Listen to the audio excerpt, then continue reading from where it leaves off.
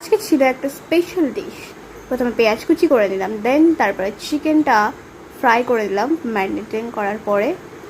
আর তারপরে তার মধ্যে দিয়ে দিলাম সোয়া সস। তো সোয়া সস দিয়ে কালারটা চেঞ্জ হলো। দেন এটা ছিল পরাঠাগুলো ফ্রাই করে নিয়েছিলাম লাইট করে। তো দেন তারপরে এটা ছিল এই ফ্রাইড চিকেন উইথ পটেটো, আর একটা স্ম্যাশড হচ্ছে পেঁয়াজ।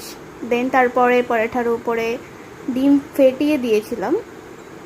তো তারপরে ডিমের উপরে স্বাদ মতো নুন, একটুখানি নুন ছিটিয়ে দিতে হবে, দিয়ে দিলাম নুন। তারপরে ডিমটাকে একটুখানি ফেটিয়ে দিতে হবে ভালো করে, যাতে পরোটার উপরে ওটা ভালোভাবে ছড়িয়ে যায়। তো তারপরে ডিমটাকে ফেটিয়ে দিল, ভালোভাবে ছড়িয়ে দিতে হবে, এগুলো উল্টে নিতে হবে।